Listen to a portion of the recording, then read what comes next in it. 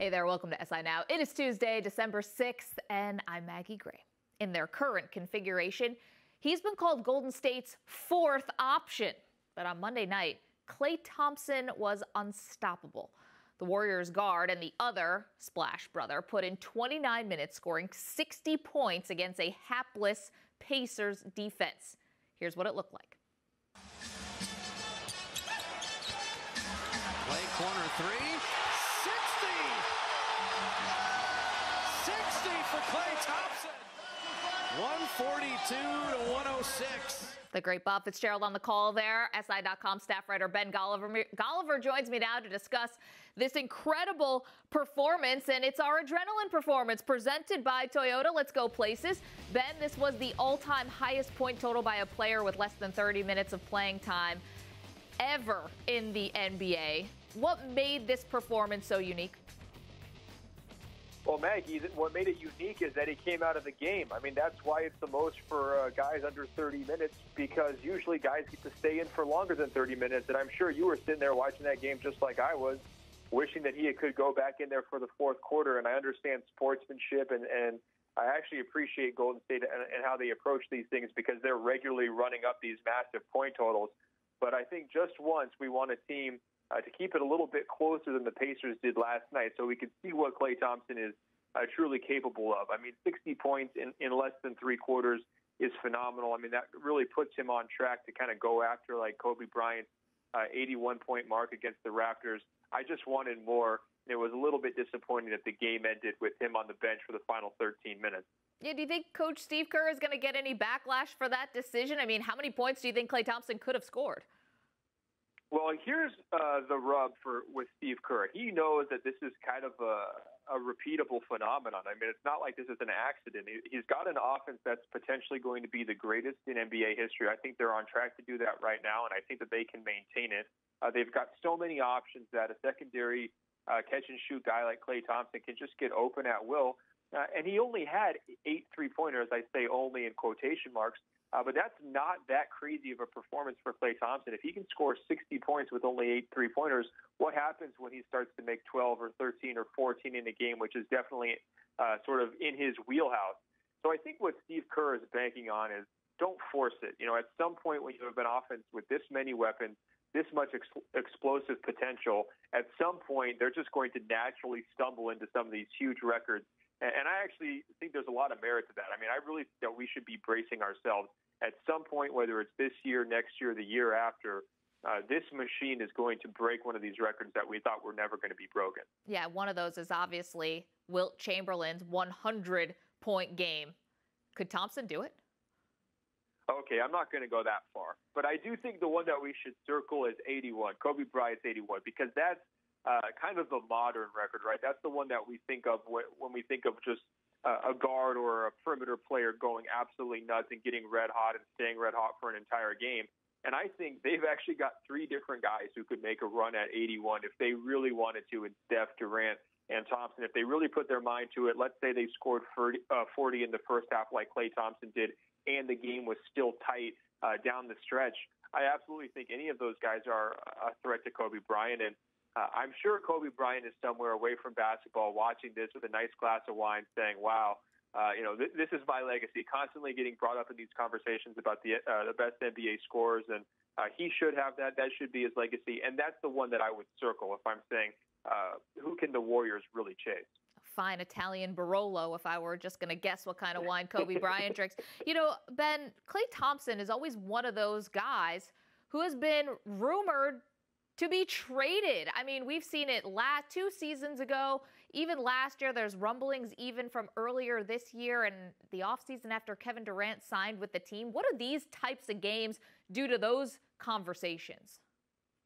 Well, I think that those rumors, aside from the big Kevin Love for Klay Thompson talk that was out there a few years ago, I think all those rumors are basically nonsense. The Warriors are not in any way, shape, or form hoping to rock this boat. They know they have a really good thing. They know how hard it is to acquire talent. I mean, look at all the steps and the sacrifices they had to make to bring in a Kevin Durant. The last thing they want to do is to take a key piece like Klay Thompson out of that mix. I think the Warriors are smooth sailing at this point. If they do anything before the trade deadline, it's going to be minor. I think it would be to address that front court rotation. You know, they've got a lot of bodies up there at the center position. They probably could use one more productive, healthy, younger contributor at that spot as a backup. But this is not a roster that needs a lot of major overhauls or a total shift in direction. They're ready to go, and they've gotten up to speed very, very quickly. I mean, this offense is humming.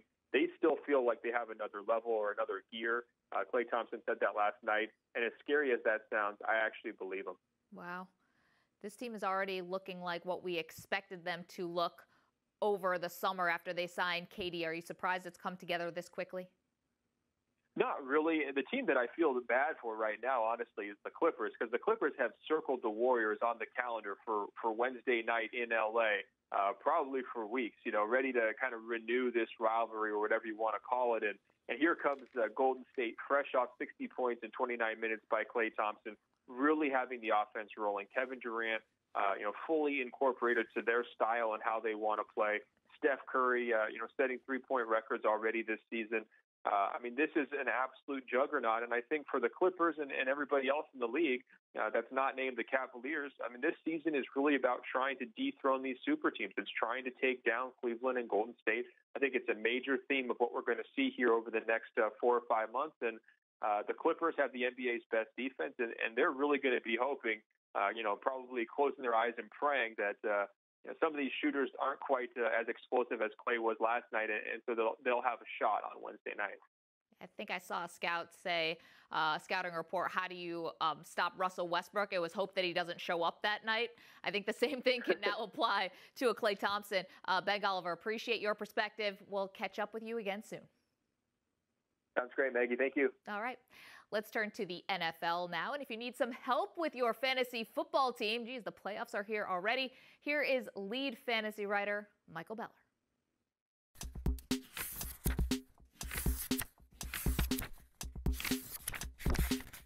The fantasy playoffs have arrived. If you're watching this, congratulations on advancing to your league's second season. Now is not the time, however, to get complacent. You still need to be active on the waiver wire, with a few players earning our attention last week. Let's start with LADARIUS Green, who likely would be at or toward the top of the tight end leaderboards had he been healthy all season. Green's role has grown every week since the Steelers activated him from the PUP list. That culminated in his 6-catch, 110-yard, 1-touchdown performance against the Giants last week. Antonio Brown and Le'Veon Bell may dominate the Pittsburgh offense, but there's plenty of production in this passing game to support a third fantasy option. Green is locked in as a rock-solid tight end 1 for the rest of the season. The Patriots have a plan for life after Rob Gronkowski, and it will include a whole lot of Malcolm Mitchell. The rookie played 85% of New England snaps in Week 13, catching 8 of his 10 targets for 82 yards. Over his last 3 games, he has 17 receptions for 222 yards and 3 scores, good for 13.4 standard league points per game. He should be a safe wide receiver 3 for the remainder of the year, making him a weapon for playoff-bound owners. WENDELL Smallwood struggled in somewhat limited duty last week. To be fair, though, the entire Eagles' offense faltered in their 32-14 loss to the Bengals. At 5-6, the Eagles are all but eliminated from playoff contention. That could finally lead to Doug Peterson featuring Smallwood, so the Eagles can really learn what they have in the rookie running back. Grabbing him off the waiver wire is a small risk with a potentially sizable reward.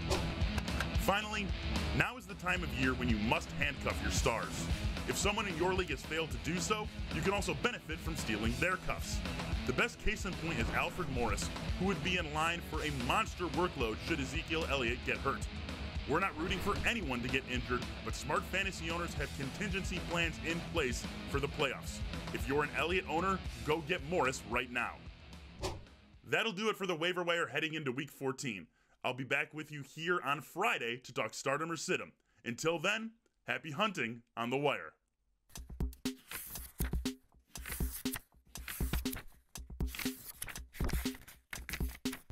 Let's turn to college football and welcome in our own Brian Hamilton. Brian, the Heisman Trophy finalists were announced. Lamar Jackson is the favorite, but is there any way that Deshaun Watson could pull off a surprise upset on Saturday? Maggie, I think you can make a great argument for Deshaun Watson to win the Heisman Trophy in a vacuum. And this is a guy who's got 3,900 yards passing, more than 40 total touchdowns this year, led his team to a one-loss season, an ACC championship, a spot in the playoff. Yeah, you look at the 15 interceptions, still pretty similar to what he had last year when he was in the Heisman Trophy race. The completion percentage is the same. And then if you look at the off-field stuff for Deshaun Watson, the way he helps his community graduating in 2.5 years, if you take into account the sort of model citizen component that the Heisman Trophy has, in a vacuum, you could make a great argument for Deshaun Watson as the winner this year. I just don't know that you can make the argument that he's made up enough ground lately on Lamar Jackson to take home the trophy. If Deshaun Watson had a gigantic ACC championship game against Virginia Tech, put up tons of numbers, maybe you could have seen him close the gap, maybe enough to surpass Lamar Jackson. I think Lamar Jackson has too much of a head start from his accomplishments this season. Deshaun Watson possibly played a little tougher schedule, might have had a little more success against winning teams along the way, but I think Lamar Jackson's numbers are too huge. Great season for Deshaun Watson, no doubt about it, but I think Lamar Jackson's probably your winner. Okay, let's turn to Leonard Fournette. He announced that he was turning pro. There's no surprise there. But Fournette was a player, Brian. He was expected to be a Heisman contender both his sophomore and junior seasons, and he was never invited to New York. Now, of course, he only played 7 games this season, but how would you characterize Fournette's college career? Was it disappointing at all? Yeah, I think if you look at the swath of his career, the entirety of it, depends on how you view college football. If you expect a player of Leonard Fournette's caliber to come into LSU and be a singularly dominant force, take your team to SEC division titles, SEC championship games, the playoff, national championships, then yeah, you're probably a little disappointed because Leonard Fournette's career didn't result in national championships. It resulted in his coach getting fired this year. The team success for LSU hasn't been what any LSU fans and probably what Leonard Fournette had imagined when he came there. But let's not be Pollyannas about this. Leonard Fournette's going to leave college and be a millionaire instantly. He came to college and nothing he did on the field. Yeah, he missed 5 games this year. The numbers weren't great. The numbers were much better last year. Some team is going to pick him in the first round of the NFL draft, probably pretty high, and throw millions and millions of dollars at him. That, to me, is a pretty successful end to anyone ending college. If you could walk out a millionaire from college, that's a pretty successful run in college to me. So it's a mixed thing. If you're looking for on-field success, maybe that wasn't there for Leonard Fournette. But from Leonard Fournette's perspective, he probably got a lot of what he wanted out of his experience at LSU. He may not be winning on the football field as much, but he's winning at life. That's what you're telling us, Brian, and I agree. That is for sure. We've talked a lot about the college football playoff semifinals, but which other bowl game do you think is going to be the most entertaining? Yeah, I think you can look at sort of the New Year's Six bowls in and of themselves and the ones after that. The Rose Bowl, to me, is by far and away the most interesting New Year's Six bowl that's not a playoff game. You've got Penn State, winners of 9 in a row, USC, winners of 8 in a row. 2 hugely potent offenses led by really high-level passers in Penn State's Trace McSorley and USC's Sam Darnold. Big play guys. And the thing that's most interesting to me about this is we all know how close Penn State came to the playoff. We all know that USC has been talked about maybe playing as well as anyone in the country right now, this side of Alabama. A lot of times bowl games can be ruined by teams that want to be somewhere else, that aren't fully invested in the game they're playing. I think both these teams are going to be completely invested in the Rose Bowl. They see this as a great springboard for 2017 and beyond. I think they're well aware that their early season failings are what cost them, and they're taking a real honest look at that. So both these teams want to be there, are invested in this game, and I think you're going to put on a really good show for everybody because of that. And if you look sort of down the line outside of the New Year's Six bowls in the playoffs, go back to Lamar Jackson and Leonard Fournette again. The Citrus Bowl, LSU versus Louisville. That's obviously an incredibly high-level, high-performing offense for Lamar Jackson and the Louisville Cardinals versus a tremendous LSU defense. And you've got Coach Ed Orgeron in his first game as the full-time LSU coach, Leonard Fournette in his last game as an LSU Tiger. A really high Q rating for entertainment in that one. Yeah, fantastic. Looking forward to both of those matchups. Brian Hamilton, Brian, appreciate your time. We'll talk to you soon. No problem.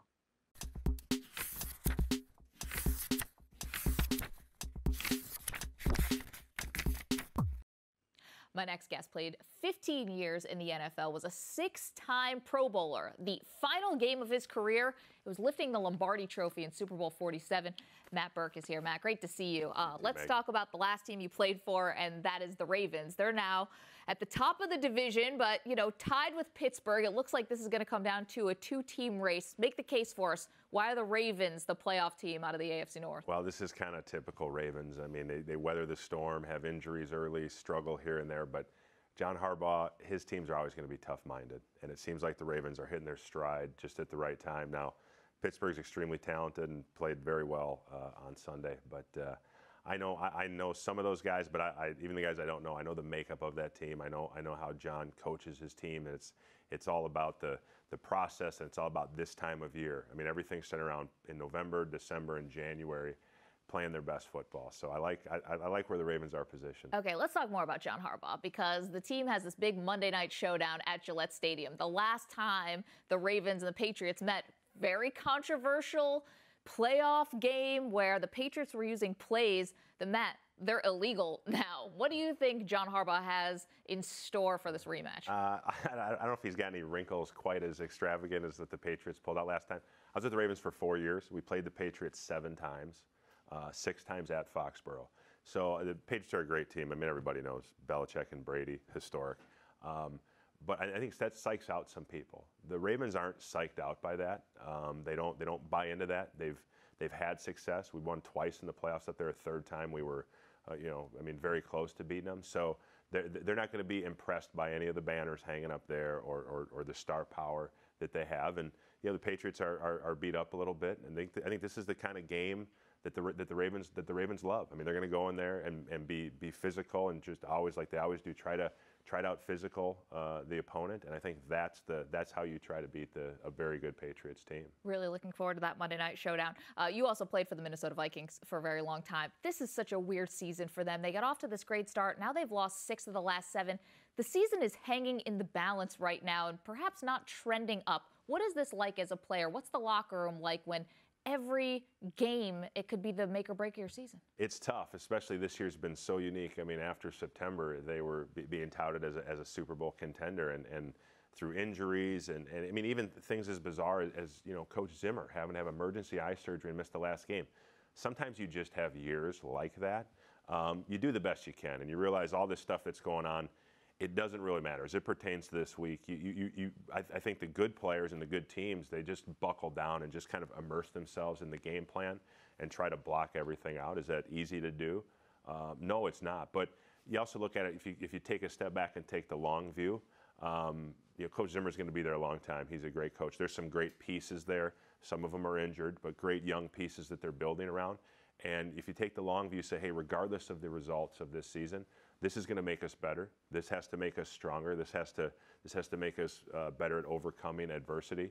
And who knows what the future holds? But yeah, right now the Vikings, they need to win to try to keep their season alive. Yeah, playing Jacksonville may help things a little bit. They're a little bit down and out. I want to ask you about Sam Bradford, though. We all wondered, what could Bradford be like if he was able to be healthy on a consistent basis? We've seen that this year, and it hasn't been great. It hasn't been terrible. If you could pull him aside, I mean, you are a Pro Bowl center and a Super Bowl winning center. What would you want to tell Sam Bradford? Well, I've been impressed by him this year. The offensive line, I think they're on like their 10th or 11th lineman. I mean, everybody's been going down every week. It's like a MASH unit in the training room. But I've been impressed by him dropping back. He's been getting hit a lot, getting sacked a lot. He doesn't have happy feet. I mean, he's back there. He still looks like he's confident that he's going to get the protection. You lose Adrian Peterson, who's a dynamic running back. You don't have really that game breaker in the passing game to stretch the field.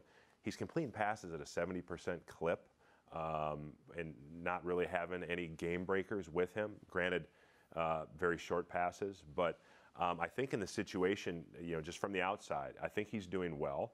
And I know he's hasn't had the career up to this point that he's envisioned, being the #1 overall pick. It seems like he's always kind of been on teams that struggle and things haven't worked out. But I would tell him to keep grinding. Maybe next year everybody's healthy and maybe all the puzzle pieces fit together, and it's kind of one of those opportunities you have to be part of a successful team and a special offense. But I would hope that he's not discouraged, and that again he's taking the long view as well and saying, boy, if he plays another 10 years, I doubt there's going to be another season as tough as this one. Next year, he may not be playing for the Vikings, though. If Teddy Bridgewater comes back, the organization is going to have a really big decision on their hands. I got to give this to you as a yes/no. Did the Vikings make the playoffs? I'm going to say no. I'm going to say they aren't. Detroit, I think, is looking too strong, and the NFC East is strong as well. They'll probably send 3 teams. All right. Well, we're looking forward to how the season is going to play out. That NFC North has just been upside down this year when you have the Lions looking at potentially being division winners. Matt Birk, thank you so much. Always appreciate your insight. Thanks. Thank you, Maggie. All right, and that's going to do it for this Tuesday edition of SI Now. We'll see you back here tomorrow at 1 p.m. Eastern. But until then, stick with SI.com for all the latest news. And don't forget to follow us on Twitter at SI Now Live. See you tomorrow.